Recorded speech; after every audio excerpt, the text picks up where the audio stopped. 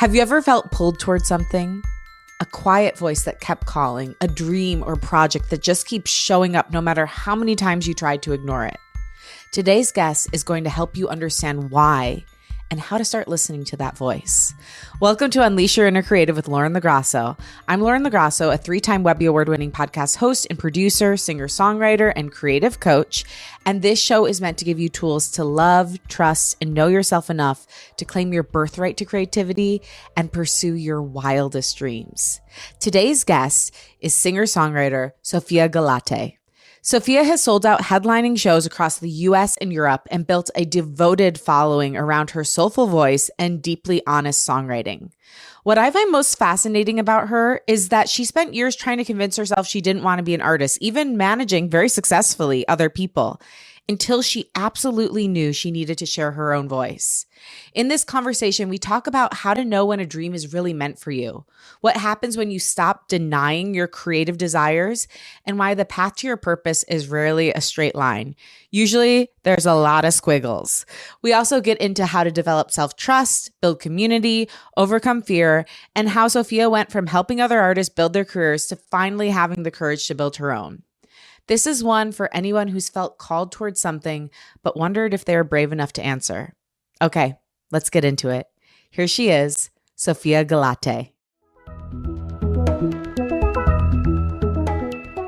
Sophia, I'm so excited to have you on. I think you are such an incredible artist. And also, I was just telling you, such a smart businesswoman. And there's so much to share and learn from. So thank you for being here on Unleash Your Inner Creative today.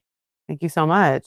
May I ask you a brief intro question while we're here? Yes, you may. Yeah, I would just like to know how you found me. I found you on Threads. Oh, okay. And what I love, because I also make music, is you have so much stuff that is like for the fans, but then you also have great educational content for indie artists. And I do a lot of different things. So I have music, that's one part of my brand, but podcasts, I'm also a public speaker and a coach. And so I love it when people like have a teaching element of their brand. And that's what made me lean into you, because I was like, oh, wow, like for my artist stuff, I could learn so much from Sophia and how she's shown up. Thank you. Yeah, I kind of just started like leaning into that.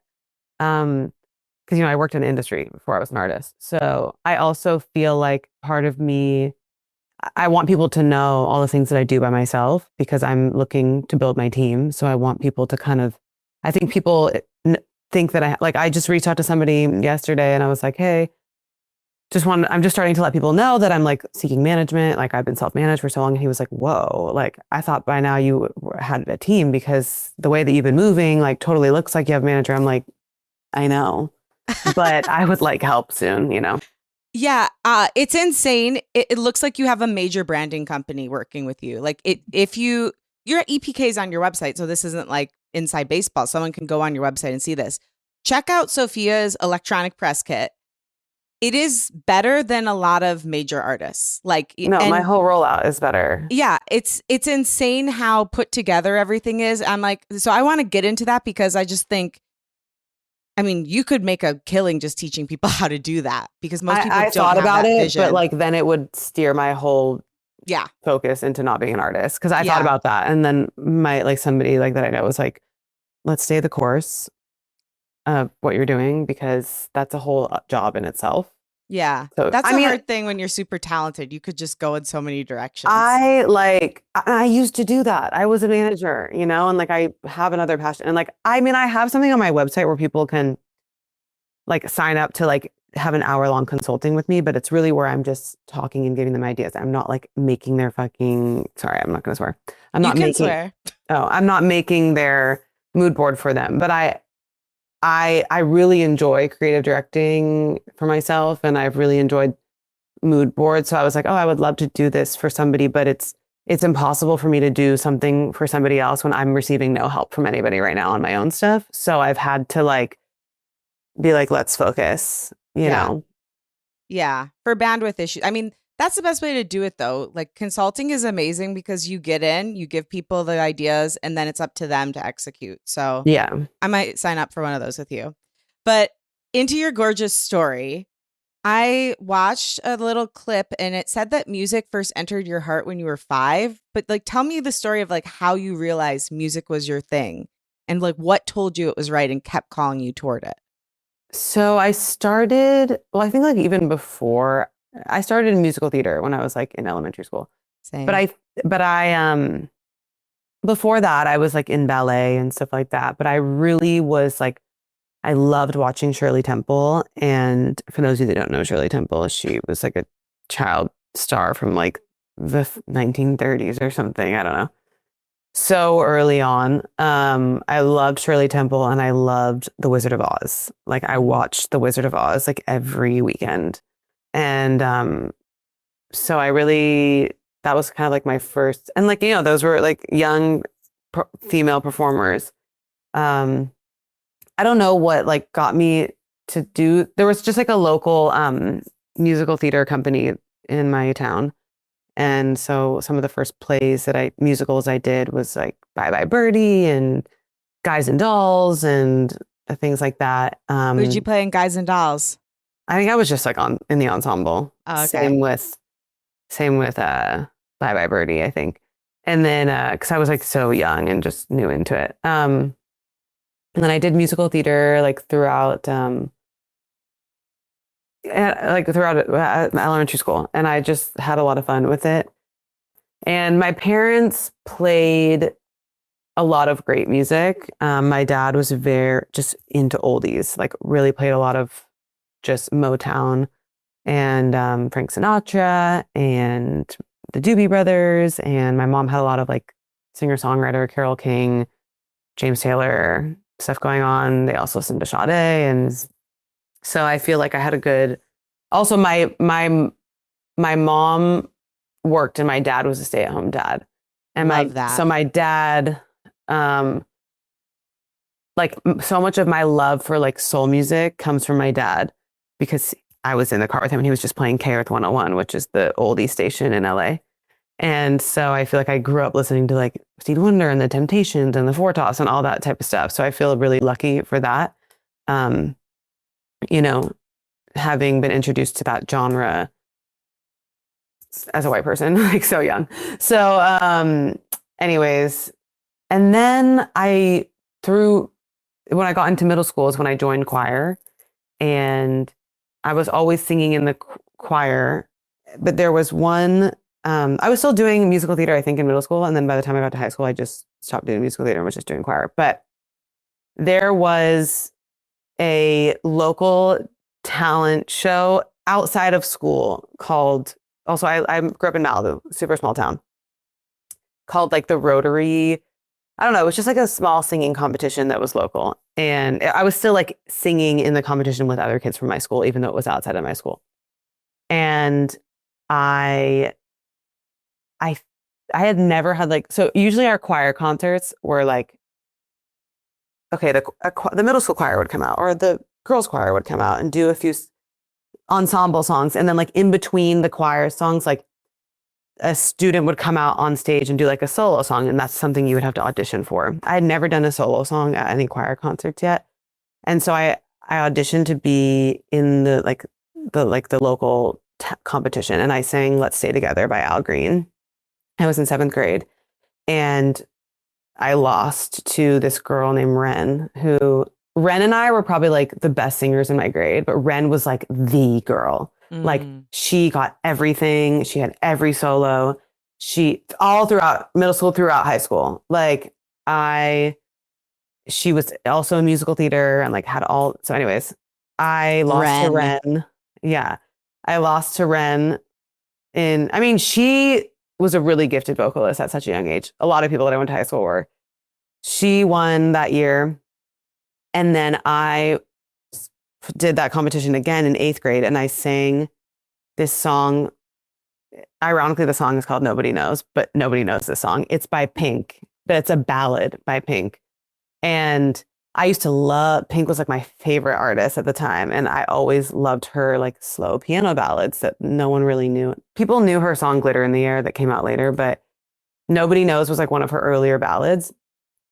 And I won Rotary that year in 8th grade. And so because I won, I was able to sing that song as a solo during my choir concert.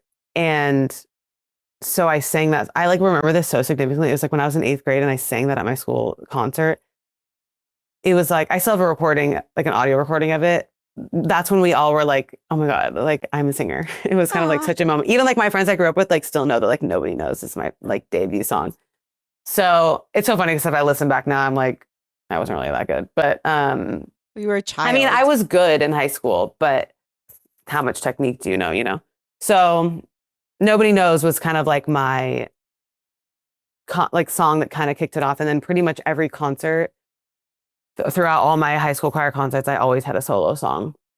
When did you start writing music? Not till I was an adult, like not until I started becoming an artist, like 5, 6 years ago.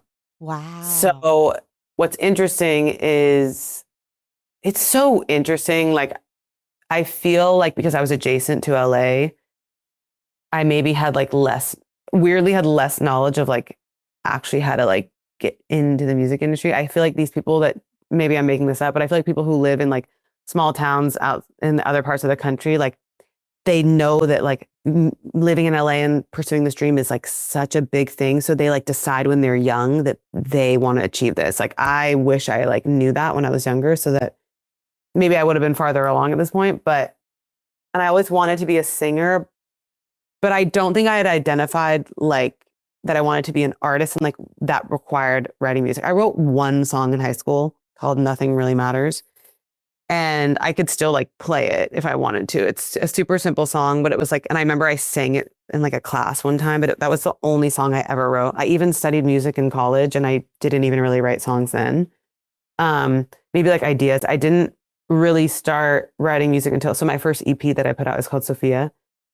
Those songs on that EP are like really the first songs I ever wrote in my life. And that EP came out in 2021. That's so cool. Okay, wait. So I want to backtrack a little bit because you mentioned at the top that you were a manager, you worked in touring. How did you end up starting out that way? Was your intention always to become an artist?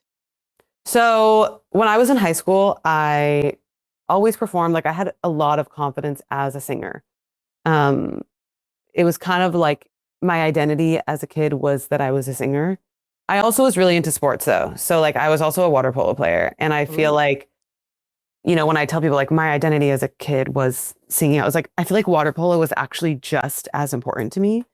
Like when I think about my life as a kid, like it wasn't actually all choir. It was like so dedicated to water polo. But I remember like having sometimes like to miss games because I had to go to a choir thing and like vice versa. So anyways, I always like really had, I always knew that I had like and people around me like knew that I had a talent and like a gift of really like I've had stage presence since I was young. And I went to college in Chicago. And when I went to college, I studied music. My school wasn't a music school. So the music program was like really small. And I always knew that wherever I was going to go, I was going to do some sort of music in college. But it was like once I moved out of my hometown that's really small, I got really fearful. I was like, oh shit, like pursuing being a singer is actually really scary and really almost like embarrassing to say that I want to do something so challenging. It's like when you're a little kid and you're like, I want to be a famous basketball player. And it's like, good luck. Like I was almost like reality hit me of like actually, or it was like where I grew up, everybody already knew that I was a singer. So then I'm going somewhere new and I'm trying to convince people that I want to be a singer with nothing to prove. It was just like all the shame and like fear of doing something so scary like came over me. Nobody put that on me. I just like developed it myself. And I tried to convince myself once I got to college that music was just going to be a thing that I did on the side because I was like, it's too daunting to pursue. So I just tried to really indoctrinate myself to believe that music was just a hobby, not something that I could pursue for real. So I really downplayed my passion for it. I still like, if I would go to a friend's family's house and they had a piano, I would still always like sit down and play the piano, or like I still sang stuff at school, but I was not active in the city of Chicago as a musician, which the Chicago music scene was thriving at the time. It was like Chance the Rapper was having his whole moment. And I was really such a fan of what was going on in the city at the time, but I was not involved. But so my college was, I almost like sabotaged my own like musical pursuit while I was in college because I was just like, oh, I'm not going to be a singer. So then I really didn't like care.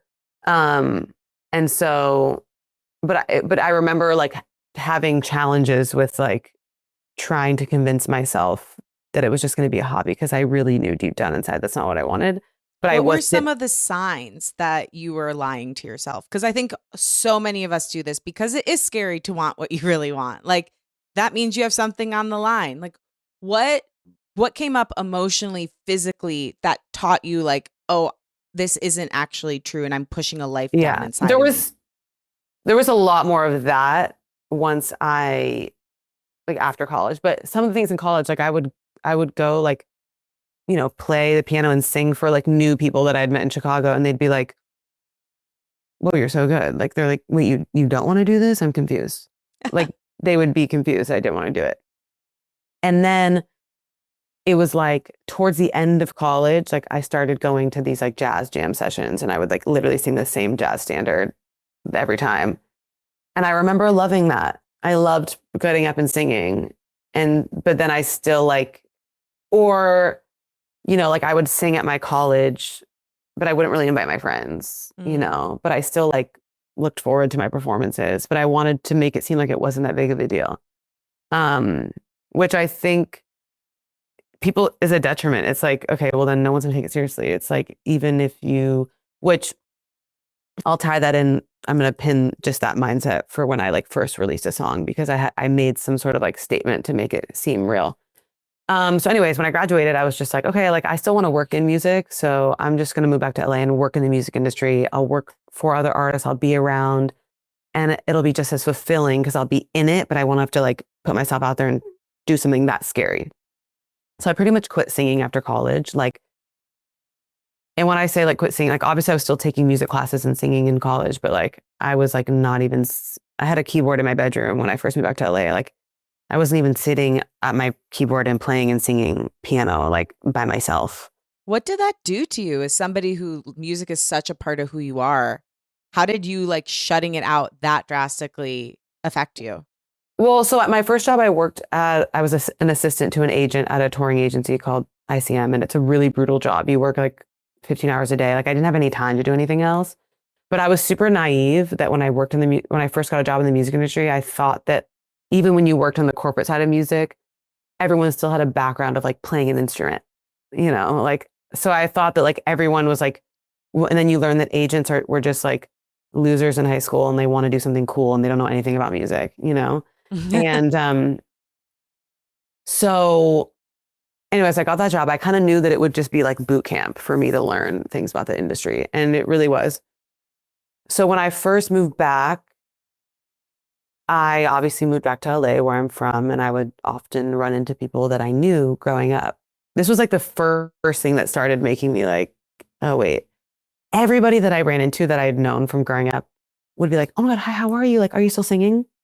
Every time.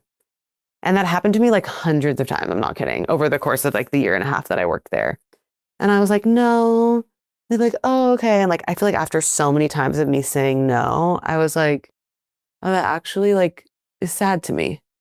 And so I wasn't, I noticed that, but I wasn't like, oh, it's sad and I want to be an artist. It was like, I was like, oh, like maybe I should just get a new job that's like closer to actual artists that are making music. Because right now, like I'm sitting at a desk pushing papers and it's very corporate and has nothing to do with music, even though it's booking concerts. But so that was one of the things. And then it was so funny. Like I remember when I was leaving that job, I was like, I would talk to, I tried to convince myself that I wanted to be a songwriter, having never written the song. Like, cause that was my like cop out of like, okay, I want to be an artist, but I'm not I'm not confident saying, it wasn't convinced yet, but I was like, maybe I'll be a songwriter, but I'm like, I never written a song. So it was almost like I had like a devil and an angel, but like the angel being my artist voice, but my artist voice was like so small. It was like a tiny light that sometimes it was almost like it would say something, but it would feel like anxiety to me. And then I would try to like suppress it. It would like, oh, but you do want to think. And I'd be like, nope. I just really wanted the thought of being an artist, obviously, because it is, was so scary to me that I really was just like trying to suppress my want to do it. And this is how you know this is really my purpose, because I tell people, I'm like, I really tried to do something else for a long time, but this just had to come out. That's where I feel so like dedicated to it, because it's something that I denied myself for so long. It wasn't like I've always been trying to do this. It's like I really tried to put myself in another position, and it was just eating me alive. Yeah. So what was the breaking point? So after I was sorry, it's like a long story. Like there was like several breaking points. Yeah. Well, feel free to share them all until you were like, fuck this, I'm going to be an artist. I left ICM and I started, so I wanted, there's this collective called Soulection. It's like a DJ collective that I'd kind of been a fan of for a while without really knowing what they were. They also they just put on this really cool like R&B sultry sound for the past like 15 years. And I had met one of the DJs because him and his previous manager had come into ICM to meet with my boss. And I was like a fan. So I made a point to like connect with them. And this was probably like 5 months before I left ICM. So I remember I told my boss like 2 months before I basically quit without a new job initially. I told my boss, I was like, I'm leaving on February 27th. And this was like January 5th, I told her. And about a month before I left, I texted, so the DJ that I had met, his name is Andre Power. I texted Andre's manager because I had got his number when he had came into my office. And I was like, hey, like I just knew that Soulection was super creative. So I was like, maybe I could work for them and it'd be closer to like artists and creatives and just creative stuff. So I texted his manager and I was like, hey, I'm leaving ICM. I love Soulection. What's good? Fast forward a little bit, his manager ended up hiring me. I was really young. I didn't really know what I was going to do because this guy was a con artist. But it was very, very elusive. But I came in with really organized agency experience, and 90% of Andre's business was doing shows because he was a DJ who played all over the world. So I kind of came in and started like organizing Andre's life for him, immediately knowing that his manager was like absolutely somebody I could not work for. So I worked for him for like 2 months, and then I basically was like, okay, I need to quit working for this man. And I was just like, I don't even know what I'm doing at this time. And I was like freaking out. And I remember I told Andre, basically Andre loved me. And so I quit working for his manager, and then he fired him. And then I kind of like accidentally became Andre's manager. And I remember that was like the most confusing thing in my brain, because I knew deep down that like I wanted to be some sort of artist. It wasn't like fully committed yet, but I remember like saying, when I first was his manager, like I wasn't even comfortable saying that I was his manager for the first like 6 months, because I just didn't want to be put in a box of a manager when I knew that I was something else. But I knew that it was going to be a great opportunity. I knew I would learn a lot. I was passionate about what he did. And I ended up meeting a lot of people through that. But basically, when I became his manager, also I was really young, like so much younger than him. I also simultaneously was working on Red Table Talk at the time. As a producer?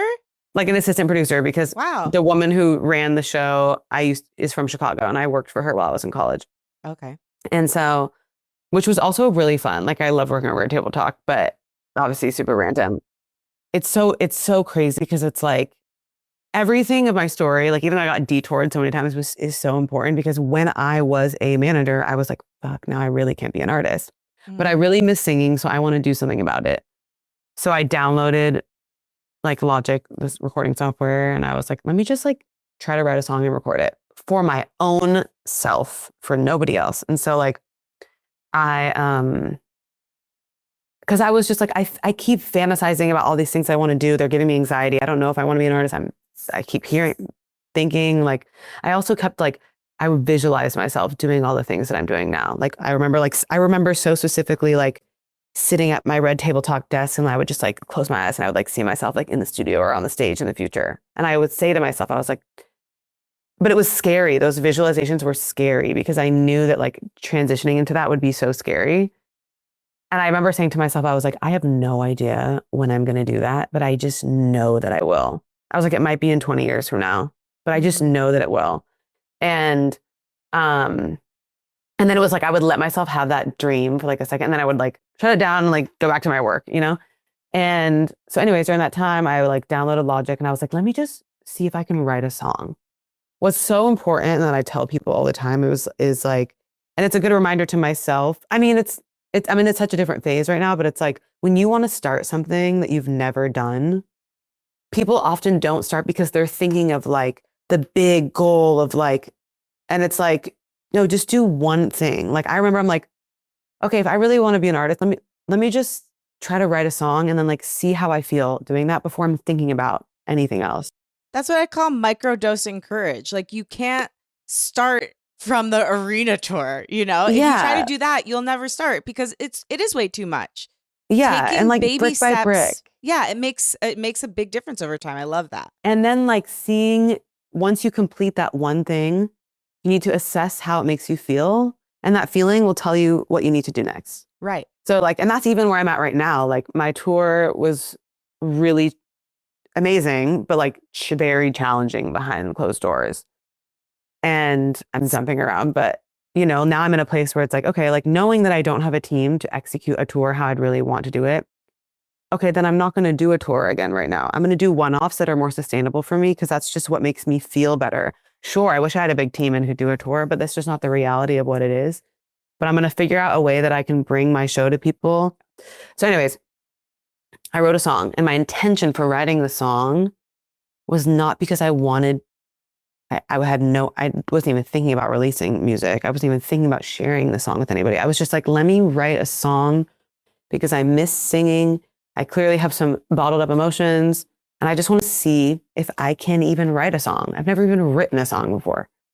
So the first song I wrote was like this really sad song, but the first song I really wrote that I felt was good is this song called Hey Baby. It's on my first EP. And I was like, oh, this is good. So then I was like, okay, maybe I should show it to somebody and see if they think it's good. So I showed it to somebody, my like roommate at the time, and she like cried. And I was like, oh, this is effective. Maybe I should show it to somebody else. So then I showed it to somebody else, like my mom or something. She thought it was good. And then I was like, okay, maybe I should write another song. So then I wrote another song.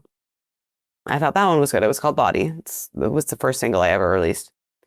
And then I showed that one to people, and people also liked it. And I was like, okay, maybe I want to perform. I was like, I just want to perform because I used to perform all the time growing up, and I love performing. I'm not performing because I want to be an artist. I'm just performing because I like to perform. And so because I worked in touring previously, I had a kid that I used to work with who is now booking like small venues in LA. So he booked me a show.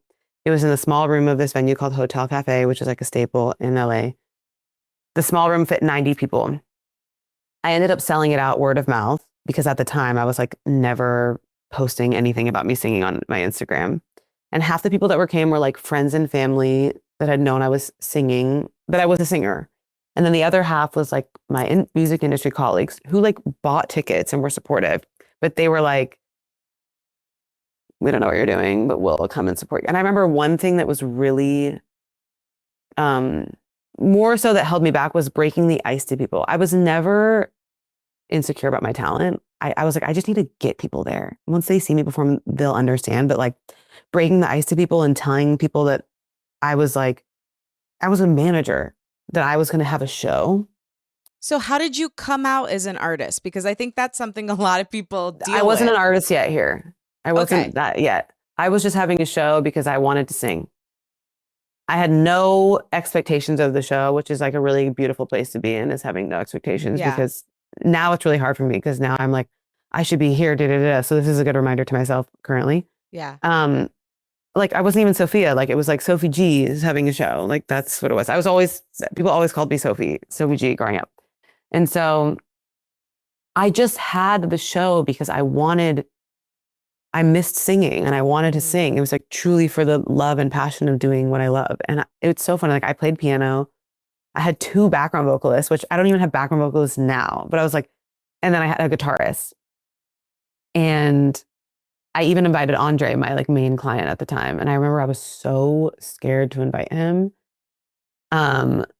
He knew that I had studied music in college, but I always kept that side of me separate, like, or I never talked about it because I was super professional about my job. I also was really young and I was a woman and I knew that that alone made me not taken seriously in the music industry. So I was very serious. Like when I was his manager, I was like, really like, I didn't wear any revealing clothing. I like, when I would go to his parties, I wouldn't even dance. I wouldn't even drink or whatever. So like, I was very professional about that. So I told him about my show like a week before and he came and like people were blown away by the show. Like people who had never heard me before, like, oh my God. Like, so the show went so well, like better than I expected that made me think like, oh, maybe I should record one of these songs and try to put it out. So it was like everything I did told me what to do next. I did the show not because I was like, I'm going to be an artist and start recording and da, da, da. It was just like, this is what I love to do. And like, once I started doing the things, it's so funny, like I told myself never to do any of these things. And then once I started doing them, it worked, you know? I think we also do that. We tell ourselves like not to try when we've never even tried and seen if it works out for us.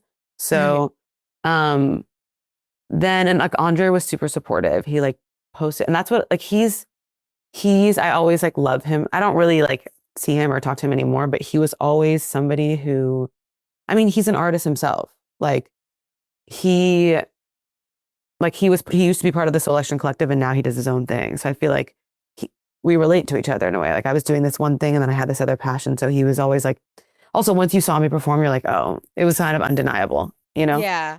But that's still really cool because I mean, I've worked in a lot of similar situations where I've been like supporting big people. And I'd say it's pretty rare that they're able to put themselves aside and still support you in a significant way just because like there can No, be for jealousy, real. there can be weirdness. Like, so I love to hear that he saw you and was like lifting you up while you were still Yeah. supporting him. And because like, I also was like really like I said, like I really was cautious of that because something I was so fearful of that really held me back for a while too was like, I want the transition. That's why like I did my whole artist thing like over here because I didn't want anybody to think that I was like using my clients Totally. to like, I did it in a very professional way and that made me seem really humble about it because I was like doing it on my own. And so that's why also kind of like why my transition was kind of slow because I didn't want it to look messy. Mhm. So anyways, and also like I have had friends that have like, for example, like one of my really good friends, her name is Brittany. She's a chef and she now works at this like cookware company. And like her dream is to have her own cooking show. And she used to work in music and she's so good. Like I always wanted her to be my manager. She helped me produce one of my music videos. And then I'm like, why am I like wanting to be my manager when like she clearly has a passion to be a chef? Like I'm gonna let her fly, even though she would be so good at the job because I was once that, you know? So it's Right. like I really have to recognize that in other people. Even like I've had people that, you know, work with me and support me who like really aren't cut out to be on my team or that's not really what they want to do. So like I really had to like learn to let people fly because people were gracious to let me do that. So anyways, my show was great. I ended up recording Body. It took me like a year and a half to figure out how to record Body because it was like such a learning lesson. And I put out Body in September of 2020. I'm skipping a lot because I know I'm like talking so much. But anyways, and right before I put out Body, I like made a statement, kind of what I was saying earlier. I was like, I didn't want people to think that I was just putting out a song for fun. So I made the statement that basically explained like why I work in music in the first place. It's because I've always been a singer.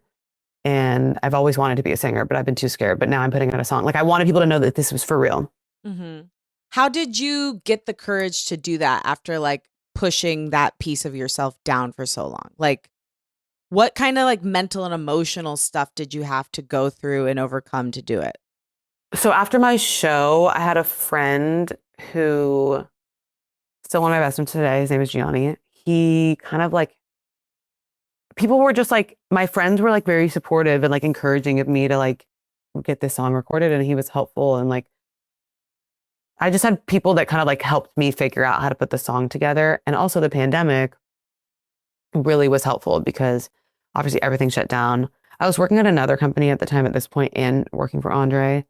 And like, because everyone's work slowed down, it allowed me to like I really didn't finish Body and do all that stuff until the pandemic.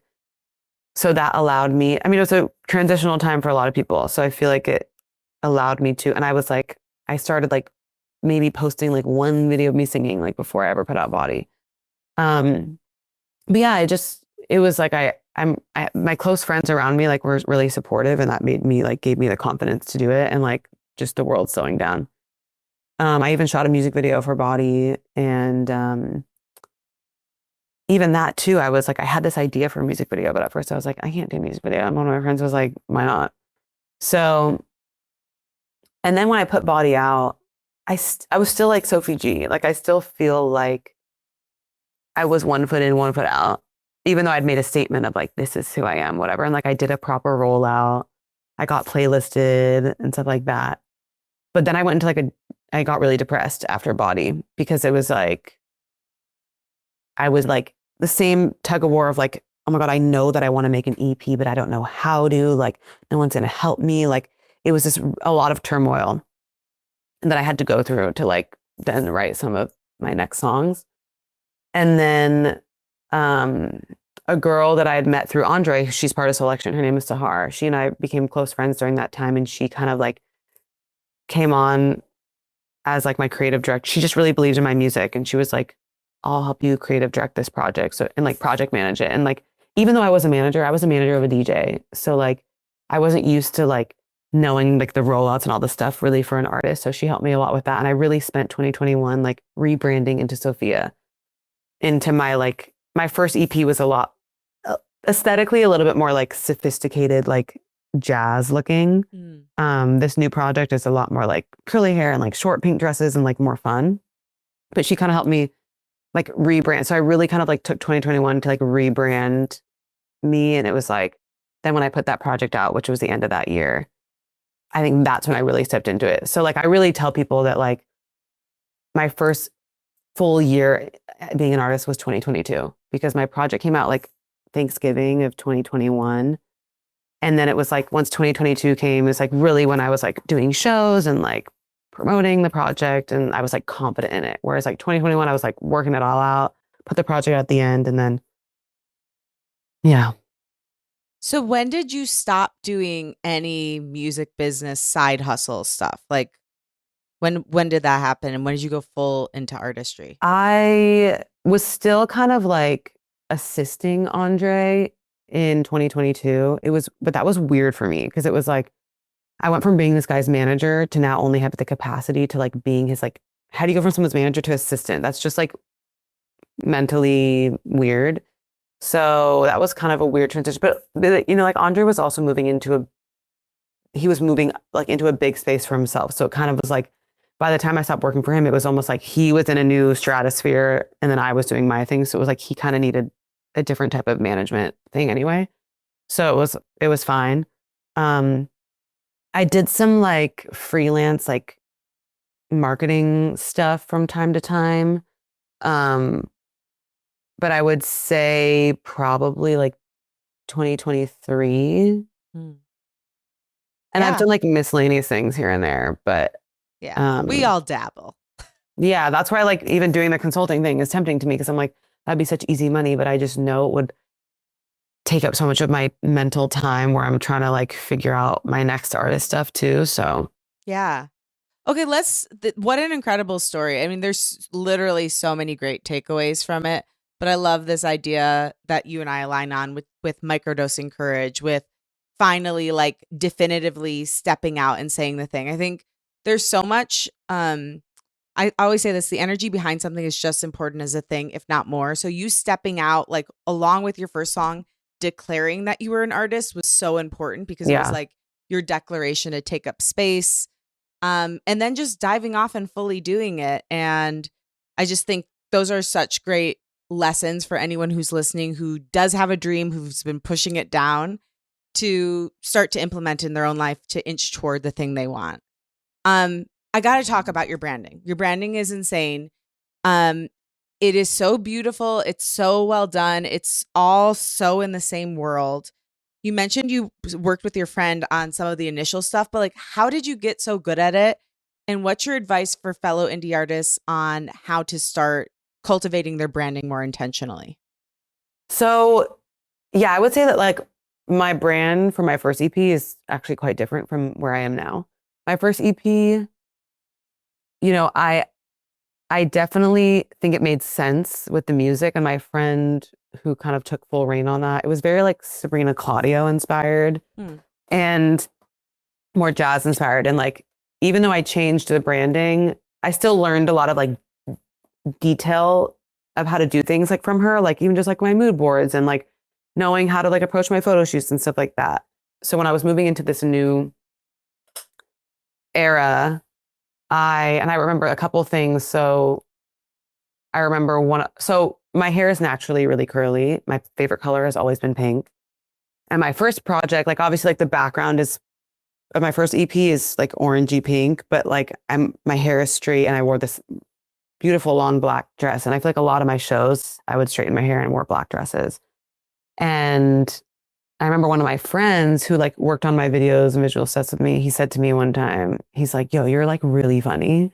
And I think that needs to be more incorporated into like your brand. Like, you know, you're like, yes, you have these sad, beautiful songs, but like when you come to my shows, like I'm so funny, I'm witty, I'm like crazy. And like I have moments of sadness that are like honestly some of the most important parts of my shows. But so when I was moving into this next era, I was really thinking, I was like, okay, I want my music and my visuals to represent my personality. Like I'm not chill, okay? Like I'm fucking wild. Like I say I'm super blunt. I'm a Leo. Like so when I was moving into this next era, I was actually looking for creative directors and I was like trying to find one and I just couldn't because of my like, I don't know, like I'm also like very keen on like energy. So it's like the reason why my friend, you know, helped me with my first project because it's like we became friends and she knew the music and we were close. Whereas like I wouldn't want to just bring in like a random creative director. Also like I don't really have the money to just bring in a random creative director that doesn't know me. So I really kind of became my own creative director out of necessity because I didn't have one. And I also like, as I was like trying to interview creative directors, I was like making my own mood boards so that I could share it with them. And then it was like, I made this whole mood board. Like, what do I need them for if I've already done it? And I Right. really started to enjoy it. Like now creative directing, like I like sharpened my creative eye like so much. And it was really fun too, because then it was like, my entire anxiety and obsessions weren't just focused on my music. It was like now I could like kind of have another outlet that was obviously related. And I remember I was also interviewing stylists and then I ended up just styling myself. I would go to like showrooms in LA and like pretend that I was a stylist, like pulling for people. And then I would like end up finding like, because in showrooms you have to like rent the dress for $250. So then I would just go and take pictures and then I ended up finding the dress I wanted online somewhere for 125 and I could keep it forever. So like I became really savvy with it for my new project. And I also I like spent so much time on Pinterest. There's a lot of other artists that like I study. Like Sabrina Carpenter is really brilliant at like these Easter egg type things. Like just like the little things like at her show where like every night she has a different like outfit thing or there's like a play on word thing in the branding or like there's another artist, her name is Zena Delphia. She's bigger than me, but still a small artist who does her own branding as well. And she like makes her album was called The Magazine. Her name is Zena. So she was like then she made a magazina and she like made her own magazine, which kind of inspired me I made a magazine for my album. So like, it became really, really fun for me. And I'm now when I go out, like I know how to dress myself and I just pay attention to those. It was really like a lot of just inspiration from other artists and like Duran Bernard is a great person who's like, his shows are really intentional. And so it's funny. It's like, I got into that because, and I like study, like for example, Sabrina Carpenter is a great example because I personally don't really listen to pop music. Don't listen to like, but Sabrina's brand, I'm obsessed with. And that is the only reason why I started listening to her music. I don't really listen to her music that much, but I'm like, I became so obsessed with everything that she has as a brand that like made me listen to her music. And it's like, even like, I don't even listen to it, but like I pay attention to her. And I just, even you think about Olivia Dean, like I've been an Olivia Dean fan for 6 years, but like her branding changed drastically for this new era that like everyone's obsessed with seeing what dress she's going to wear next. Like, it's like, and there's also, and I also, I'm like jumping all over, but like, I think about why I pay attention to the artists that I pay attention to. Mm-hmm. Okay. There's this thing called like the Hollywood hair theory. Yeah, I've heard of this. So there's certain artists that, and it can apply to anything. Like so Hollywood hair theory is like artists that have the same specific hairstyle. Like you'll remember Sabrina Carpenter. She has her blonde waves and the bangs. She's never not going to have bangs. She's always wearing her hair down. Chappell Roan, long red curly hair. Amy Winehouse and her beehive. Yeah. And like part of it is too that like they'll look at the career before they made this hair transition and after, and how their career explodes after they do this hair change. Yeah. Yeah. It's hard to compare yourself to them because obviously they have like $100 million budget per song. Yeah. But I try to, so it's like for me, like my Hollywood hair thing is my pink dress. I also try to wear my hair like down and curly every time I perform. And it's like, even, you know, if they don't know my song lyrics, they know I'm going to be wearing pink. And it's now a thing that like my fans get excited about. It's like, what pink dress? And even when I go out to things that I'm not performing, even if I don't want to wear a full pink outfit, my shoes will be pink, or like my purse will be pink or something. And just like something that's memorable for people, because how are people, it's so impossible to like be seen. So those things are really fun for me. And I think especially until artists have, until I have my like hit song that's going to make people know me, it's like building all these things around it early so that like, it just makes my branding clear. It's like every time I have a show, it's like, I'm only going to have a pink dress. It makes it easier for me, to like stick to my thing. Hi, creative. If listening to this conversation is stirring something up in you and you're realizing you want support bringing your own creative vision to life, I would love to help. In my creative coaching practice, I work with artists, entrepreneurs, leaders, multi-passionate humans, and people in the middle of major life transitions who know that there's something inside of them that they want to express, but they need help to get unstuck, get clear, and actually start moving. Whether you're trying to start a project, make a career pivot, reconnect with your creativity, or trust yourself more deeply, this is the work we can do together. My approach blends creative strategy, mindset, and deep inner work. So we make the project, but you're not just making things. You're also becoming more fully yourself in the process. If that calls to you, I would love to connect. You can book a free 15-minute discovery call at laurenlagrasso.com or by emailing me, lauren.lagrasso@gmail.com. Okay, back to the show. No, I love that. And I love that you're saying like, build your taste, study the people that you find interesting, kind of like backtrack, like do a geometry proof of what they've done and how you can implement that into your own life authentically. It's also great. You listening, definitely check out Sophia's website, because this like EPK really describes how brilliantly she's done all of that. And maybe that will give you some ideas for whatever you're doing in your career, but you're so good at it. Another thing that stood out to me when I was prepping for you is you've sold multiple headlining shows. And this is something that major artists, like people even who have like 500,000 listens on Spotify or 1 million listens on Spotify, sometimes don't do. Mm-hmm. And you really credit this to community. What is your approach to building community, and how have you done it from like square one to now? Yeah. Yes, a few of my shows sold out, and even like, my Houston show didn't sell out, but it was so packed, and I had never been to Houston before. I've never even performed there, like opening for anybody.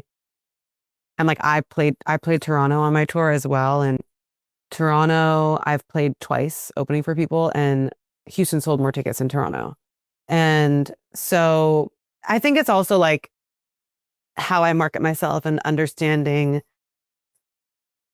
like the different, every city listens to music differently and discovers music differently. But basically, like, I sold out my LA and Chicago shows when I had 2,000 followers on Instagram like 4 years ago. And word of mouth is still really, really beneficial, and often more so than, our algorithms are crowded by celebrities. And most of the time we post things and nobody sees it. And um, I just like, community's always been a thing, So I think, like, ever since I started posting music on the internet, like, anytime anybody has ever that I didn't know commented or DM'd me, I always took the time to respond to them. I asked them how they found my music, and I asked them where they live. And, like, let's say they live in New York, and it was like before I'd ever come to New York, and I was like, oh my God, like, I'll let you know when I have a New York show. So I keep tabs on these people and I start conversations with them. And because I respond to them, they're so much more likely to come to my show. And so that's just been something that I've always done, because I don't have the resources to, like, have major marketing money behind, and I knew that I wanted to go on tour and I was going to do whatever I could to go on it. A lot of the things that I did, are like, it's such a catch-22, because it's like, I spent so much time, like, talking to my fans and, like, making sure that, like, they were buying tickets up until the day of the show. LA sold out in advance, but the other ones, like Chicago, sold out day of. But it's because I was like, I worked really hard on it. And most people don't have the patience to do that, like other artists. And it's why you see artists with way more followers than me or more streaming numbers than me not selling out the same rooms that I played. And everyone's different. Like, I know artists who are so low key, even on the internet, but they're touring constantly because they just know who their fans are. They know what, Mm-hmm. So I think everything's differently. So I think also, like, my mom owns a local business in Malibu that's been in business for 40 years, and it's a small local business, and it literally is, there's like no marketing. It's just like local community. So it's kind of like that same aspect of, being grateful for the people that show up and buy tickets. Like, these people are fucking strangers and they're spending money on me, which I think we think, oh, like, that's what a fan is. It's like, it's actually, like, in a way, kind of more like, oh, like, yeah, my friends are going to buy tickets. Not everyone's friends buy tickets, but it's like, these are people that don't even know me buying tickets and don't even expect me to talk to them, and they're buying tickets. So I don't know. I just think it's important. And how do you approach the word of mouth marketing? Like, how do you, obviously in LA, that's your home base. So maybe you know people who will tell people, but what would making a system like that look like in a place you've never been? I mean, my word of mouth is really, like, like, in the DM, or like responding to people, or I'm just trying to think of, like, a recent example. When I did my Houston show, like, I advertised it as more of, like, because a lot of people there didn't know me. Like, most people that were at that show had discovered me like a few weeks before, or a month before. Like, I only had a few, like, super fans there that had been following me for a while. But I did a lot of research about, like, the type of discovery city for music that Houston is. But in the cities where I had, like, maybe less people that had been following along, I advertised the experience rather than me, because I'm like, these people don't know me. But if you're looking for R&B, soul, like, songs that you relate to, and storytelling in an intimate setting, like, I'm coming to town and it's my first show, and, like, people were intrigued by that. But that type of thing wouldn't work in LA, because there's so much of everything in LA. I mean, the takeaway for me from all this is, do your research of, if you are a live musician or you're trying to break out in a certain market, whatever your profession is, do your research about what those people want and need, and find how you fit through that filter and share that. Yeah, like, so for example, I was strategic about choosing Houston. I originally was going to either do Houston or Atlanta. I've done Atlanta opening for people. I'd never gone to Houston. And some people, a lot of agents too, they like to play it safe, and they don't want your artist to, don't want their artist to go into markets that they've never been to, because agents like a sellout show. I more looked at it as, like, Houston is a little bit untapped. I've already been to Atlanta. I know I have fans there. If I never go to Houston, I'm never going to build stands there. And Houston loves music. I talked to friends that are from Houston and they were like, Houston is often overlooked because people go to Dallas and Austin on their tour. But like Beyonce's from Houston. All my favorite jazz musicians are from Houston. Like they love music and they love discovering music because it doesn't come there as often. So a lot of the people, some people like discovered me day of and bought a ticket, you know? So I kind of did, but then like cities like Toronto, I mean like Toronto, it was still full, but it was like much harder to sell, which was kind of interesting. Like one, even though it's part of North America, it still is another country, still is a different country. So, and even though they love R&B,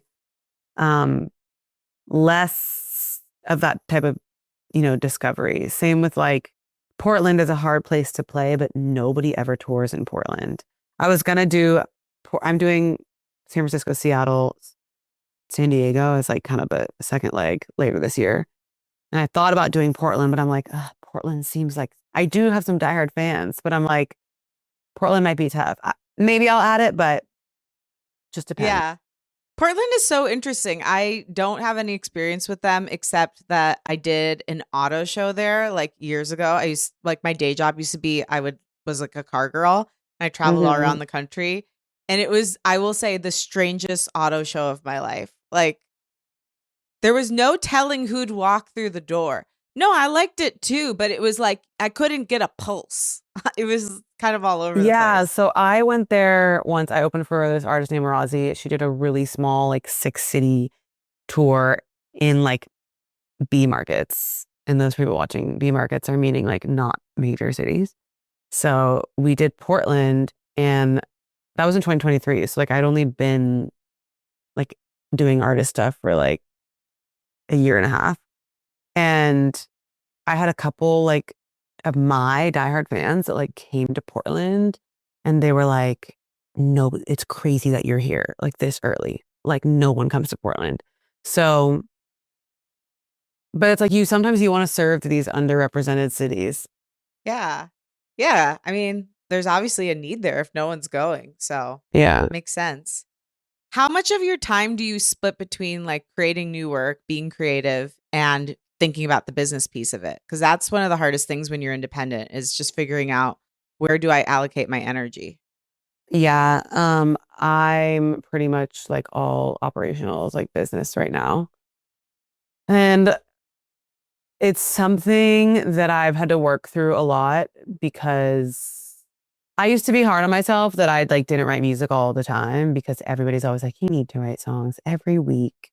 And that's just not the type of writer that I am. I mean, this is probably the longest I've gone without writing music, but I'm a seasonal writer. Like right now I'm in my like just got off tour planning other pop-up shows and pushing along my album. So I also haven't like lived any life to like write anything about. So it's tough. It's like pretty much I think it's hard to do it where I'm at right now because it's like I just dropped an album. I'm just off tour. I want to keep the momentum going and I don't have a manager. So I'm I basically told myself, I'm like, I'm going to set up some sessions for August because I just know I'm also really sensitive about my brain. It's like, I can't like go from doing all this operational stuff and then in the same day, like go to a session and have creative flow. So it's annoying. And it's like now so much of our time being creative is creating content. Which I don't mind, but like even today, like I have a private gig in Vegas next week and there's like some songs I'm doing my songs, I'm doing some covers. So like before this call, I was just like rehearsing and like learning some of the covers. And I'm like, even just that is really fun for me to just like sing and learn songs because it's in the scope of, being an artist and singing and learning melodies. So it's like, something as simple as that is like nice for me to take a break of like not looking at my phone and just learning songs. 100%. Yeah. And it's also like where you started out with, being a singer.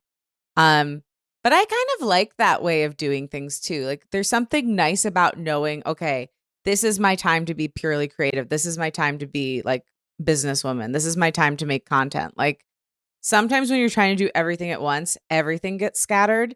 It doesn't mean you can't do everything, but knowing how you work best is really important for your own success. Okay, I did want to ask you about one thing because as I was flipping through your TikTok, I noticed that you repeat like your songs over and over. And this is something that we've talked about a lot Everybody on the does. podcast. 100%. I'm going to say like it's so smart. If you don't have a repetition problem, you have a problem. People need to hear something like 30, 50, 100 times in order to get it like into their bones and care about it.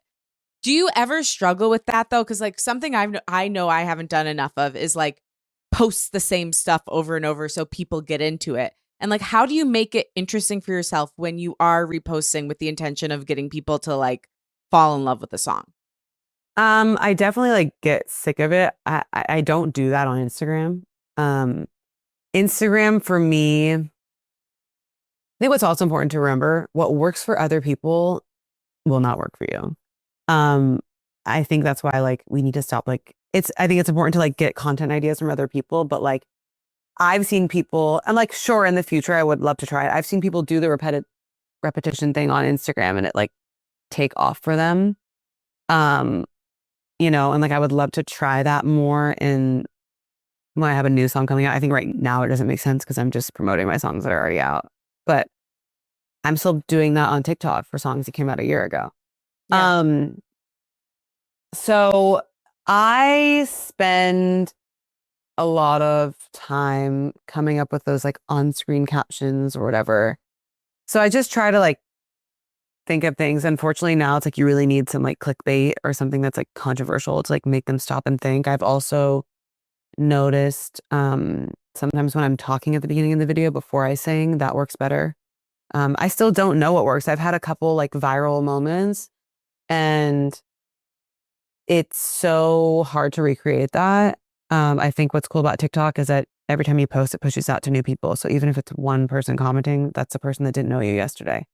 Um, so yeah, like something I get burnt out from TikTok a lot. Like I'm even taking I used to post twice a day on TikTok. Like I used to have like 300 things in my drafts.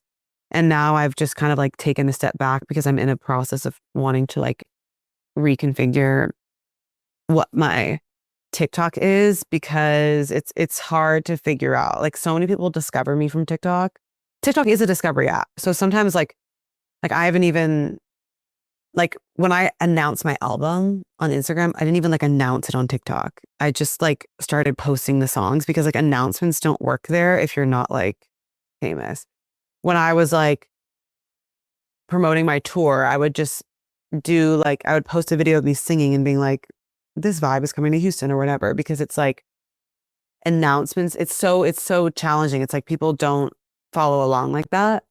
Mm-hmm. So and people are always like post behind the scenes stuff. And I'm like, nobody cares about it's like a interesting balance. I feel like I want it to be like 75% discovery and then like 25% stuff that people already know. Like I always wear pink. So like before my tour, I did like trying on all these pink dresses for my tour. Okay, that was kind of for the people that already follow me because they know I wear pink. People that don't know me, they're going to be like, this doesn't make sense, you know?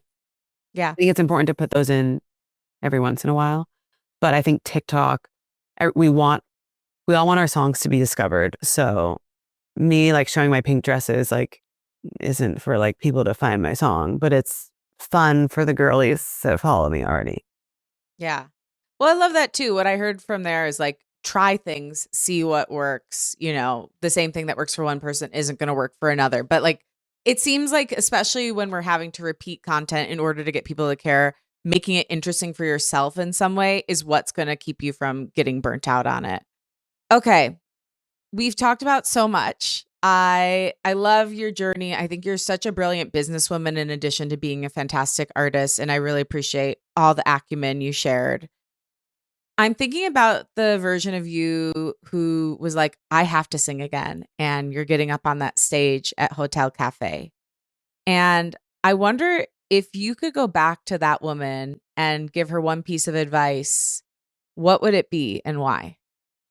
Um, it's so interesting because I actually feel like I could probably use advice from that version of me now because what was so cool about me at that time, and I think I talked about this last time, is like my when you get so into the industry, like first of all, my intention for first ever writing a song or doing this show was literally because I loved it, not because I want to go on my own headline tour one day. That was nowhere in my mind. Sure, I visualized myself doing those things and wanting them, but my intention was like so present. And I think once you get like now I'm so like in the music industry and like I've made it for real that we like visualize this like big thing, which is important to have goals, but sometimes future tripping clogs what you're working on in the moment.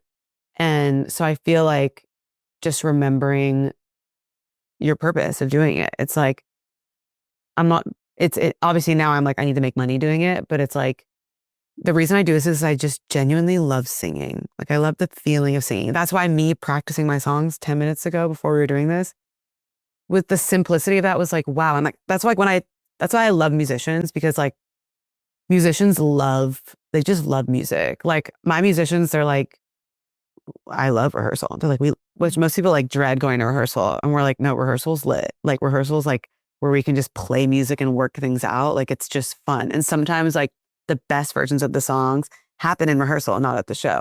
So I think I think that girl would tell me to chill out right now.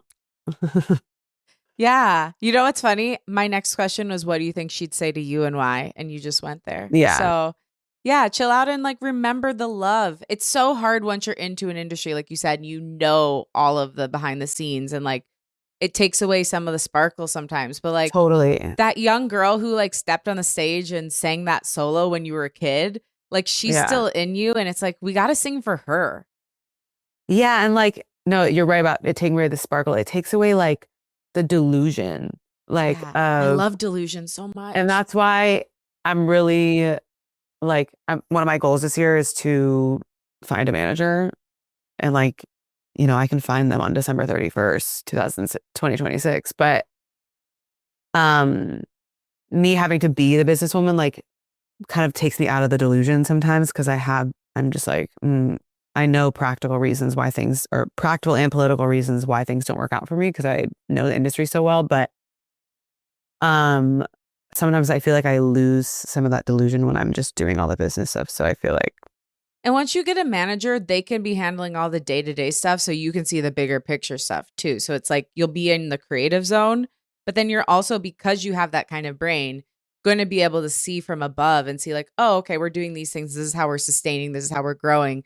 But here's how we can catapult ourselves to the next level. Yeah. And even them, you know, having that vision too.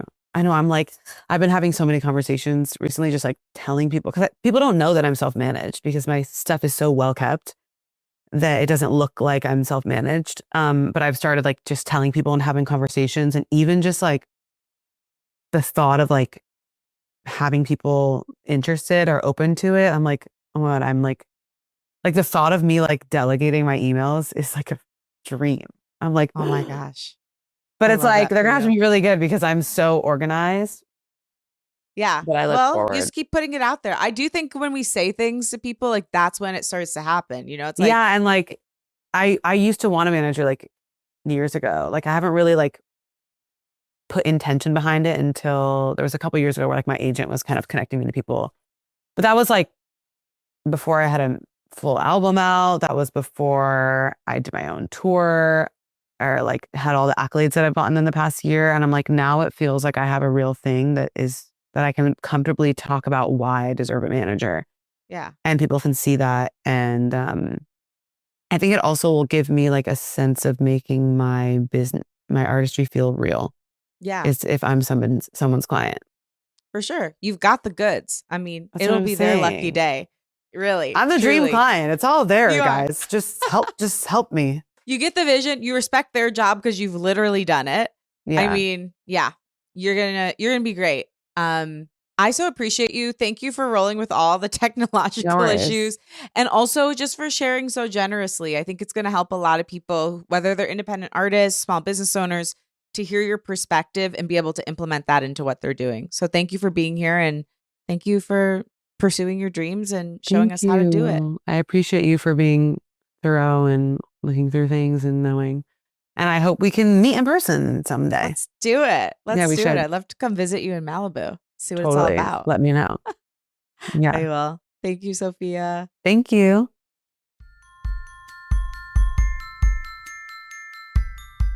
There you have it, my conversation with the brilliant Sophia Galaté. One of my biggest takeaways from this conversation is that sometimes the thing you're meant to do is also the thing you're most afraid to admit you want. I loved hearing Sophia talk about how she tried to convince herself she didn't want to be an artist. And yet the dream kept showing up. It kept calling. I hope this episode reminds you to pay attention to the things that won't leave you alone. The ideas, dreams, and creative nudges that keep tapping on your shoulder. They might just be there for a reason. Go ahead and follow Sophia. Check out her incredible album For My Own Entertainment. You can also connect with her at Sophia Galaté and learn more about her music and upcoming shows at sophiagalaté.com. If this episode resonated, send it to a fellow creative, share it on socials, give us a rating and review on Apple Podcasts and a rating on Spotify. You can find us everywhere at Unleash Your Inner Creative and at Lauren LaGrasso. Unleash Your Inner Creative is executive produced and hosted by me, Lauren LaGrasso. It is edited by Blondel Garcon and has theme music from Liz Full. I love you and I believe in you. Talk with you next week.